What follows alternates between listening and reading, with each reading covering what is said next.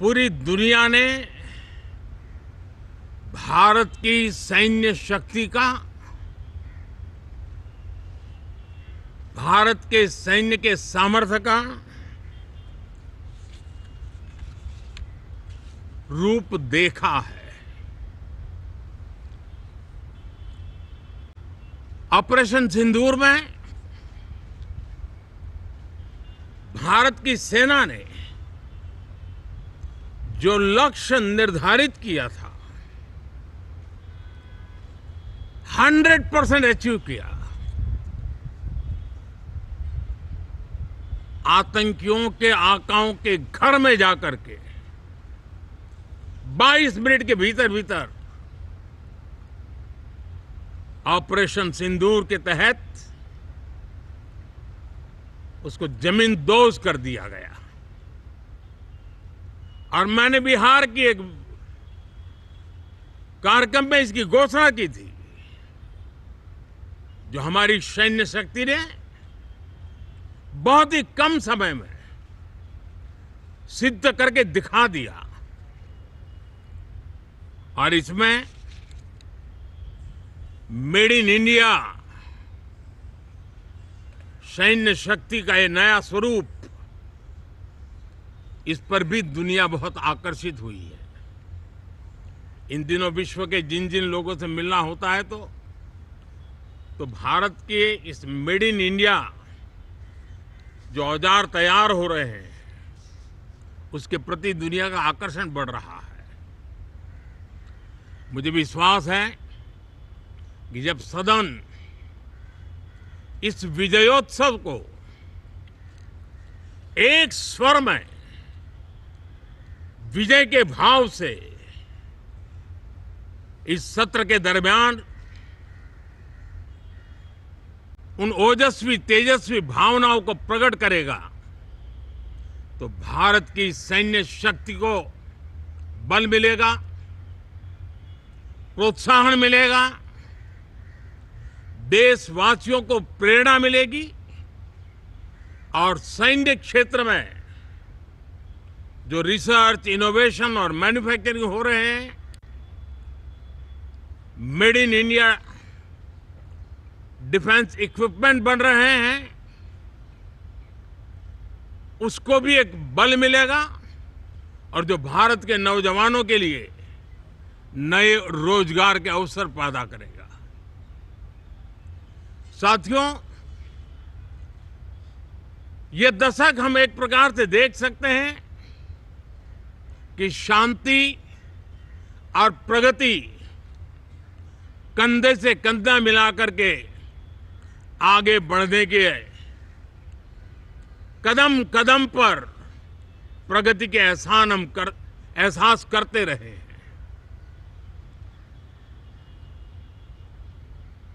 देश कई प्रकार की हिंसक वारदातों का शिकार रहा है, लंबे अरसे तक शिकार रहा है।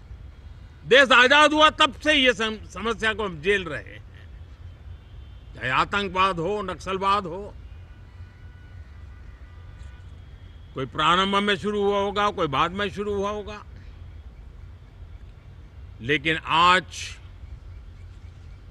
नक्सलवाद का, माओवाद का दायरा बहुत तेजी से सिकुड़ रहा है। माओवाद को, नक्सलवाद को जड़ से उखाड़ने के संकल्प के साथ देश के सुरक्षा बल एक नए आत्मविश्वास से, तेज गति से सफलता की ओर कदम रख रहे हैं।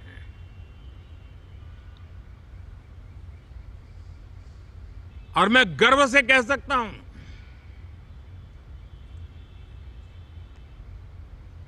देश में सैकड़ों जिले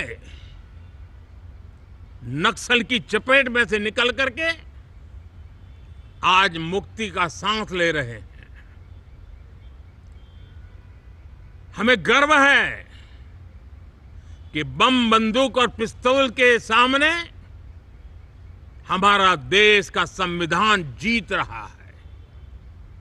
हमारे देश का संविधान विजयी हो रहा है। देश के उज्जवल भविष्य के लिए साफ दिख रहा है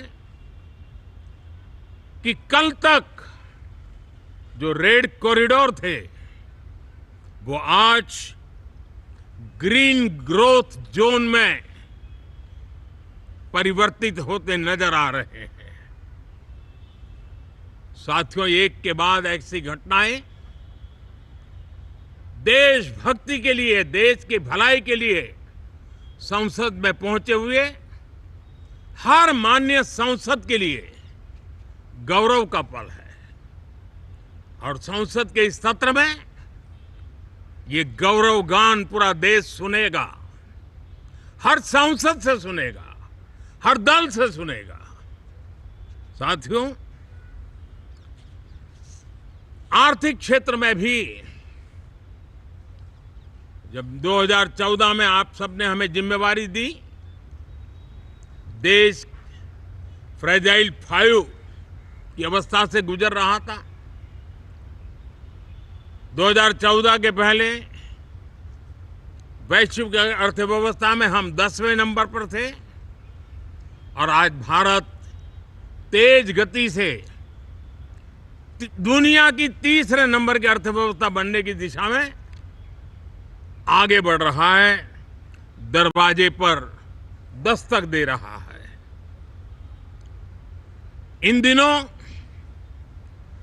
25 करोड़ गरीबों का गरीबी से बाहर निकलना, जिसको विश्व की अनेक संस्थाएं सराहना कर रही है। देश में एक जमाना था 2014 के पहले जब महंगाई का दर, इन्फ्लेशन रेट डबल डिजिट में हुआ करता था। आज 2% के आसपास आकर के देश के सामान्य मानव के जीवन में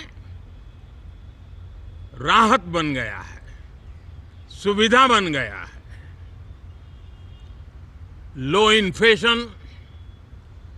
लो इन्फ्लेशन के सामने हाई ग्रोथ एक अच्छे विकास यात्रा की दिशा है। साथियों, डिजिटल इंडिया, यूपीआई आज भारत के एक नए सामर्थ्य को दुनिया देख रही है, पहचान रही है और ज्यादातर देश में उसके प्रति एक आकर्षण पैदा हो रहा है। यूपीआई ने फिनटेक की दुनिया में अपने एक नाम कमाया है। रियल टाइम डिजिटल ट्रांजैक्शन दुनिया में सबसे ज्यादा हो रहे हैं। दुनिया में जितने हो रहे हैं, अकेले भारत में उससे ज्यादा हो रहे हैं। साथियों, पिछले दिनों इंटरनेशनल लेबर ऑर्गेनाइजेशन का एक वैश्विक समागम था और उसमें भारत ने बहुत बड़ी ऊंचाई प्राप्त की है। आईएलओ का कहना है कि 90 करोड़ से ज्यादा लोग भारत में अब सोशल सिक्योरिटी के दायरे में हैं। ये अपने आप में एक बहुत बड़ा अचीवमेंट है। उसी प्रकार से वैश्विक संस्था WHO ने ये कहा है कि भारत अब आंख की जो बीमारी आमतौर पर बारिश के सीजन में ज्यादा देखी जाती थी, ट्रैकोमा, अब भारत को WHO ने ट्रैकोमा फ्री घोषित किया है। तो आरोग्य के क्षेत्र में भी ये अपने आप में एक महत्वपूर्ण भारत के लिए सिद्धि है। साथियों, पहलगाम की क्रूर अत्याचार, नरसंहार पूरी दुनिया चौंक उठी थी। आतंकवादी और आतंकवादी के आके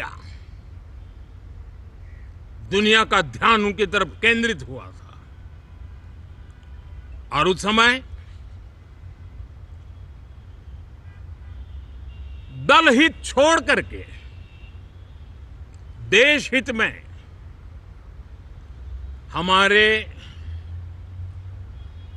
ज्यादातर दलों के प्रतिनिधि, ज्यादातर राज्यों के प्रतिनिधि विश्व भ्रमण किया, दुनिया के अनेक देशों में गए और एक स्वर से दुनिया के सामने आतंकवादियों का आका पाकिस्तान को बेनकाब करने का एक बहुत सफल अभियान चलाया। मैं आज राष्ट्र हित में किए गए इस महत्वपूर्ण कार्य के लिए उन सभी सांसदों की सराहना करना चाहता हूं, सभी दलों की सराहना करना चाहता हूं और उसने देश में एक सकारात्मक वातावरण पैदा किया। विश्व ने भारत की बात को स्वीकार करने की दिशा में अपने मन के द्वार खोले और इसके लिए ये हमारे सांसदगण, हमारे राजनीतिक दल सराहना करने के मेरे लिए सौभाग्य है। साथियों, हम जानते हैं कि ये स्पिरिट, एक स्वर, एक एकता का वातावरण देश को कितना उत्साह से भर देता है। विजयोत्सव का ये पर्व इस मॉनसून सत्र में भी उसी भाव से प्रकट होगा। देश की सैन्य शक्ति को सराहना करेगा, देश के सामर्थ्य का गौरवगान करेगा और देश के 140 करोड़ नागरिकों को नई प्रेरणा का कारण बनेगा। मुझे विश्वास है कि हम सब मिलकर के डिफेंस के क्षेत्र में आत्मनिर्भर होने के इन प्रयासों को बल दें, सेना के सामर्थ्य की सराहना करें और मैं आज देशवासियों के सामने जरूर कहूंगा और देश के राजनीतिक दलों से भी कहूंगा कि देश ने एकता की ताकत देखी है, एक स्वर का सामर्थ्य क्या होता है देखा है। तो सदन में से भी सभी माननीय सांसद उसको बल दें, उसको आगे बढ़ाएं और मैं जरूर कहूंगा, राजनीतिक दल अलग अलग हैं, हर एक का अपना एक एजेंडा है, अपनी एक भूमिका है, लेकिन मैं इस वास्तविकता को स्वीकार करता हूं कि दल हित में मत भले न मिले, लेकिन देश हित में मन जरूर मिले। इसी एक भावना के साथ इस मॉनसून सत्र से देश के विकास यात्रा को बल देने वाले, देश की प्रगति को बल देने वाले, देश के नागरिकों को सामर्थ्य देने वाले अनेक विधेयक प्रस्तावित हैं। सदन विस्तृत चर्चा करके उसको भी पारित करेगा। मेरी सभी माननीय सांसदों से उत्तम डिबेट चलाने के लिए शुभकामनाएं हैं। बहुत बहुत धन्यवाद। संसद के मॉनसून सत्र, संसद भवन से सीधे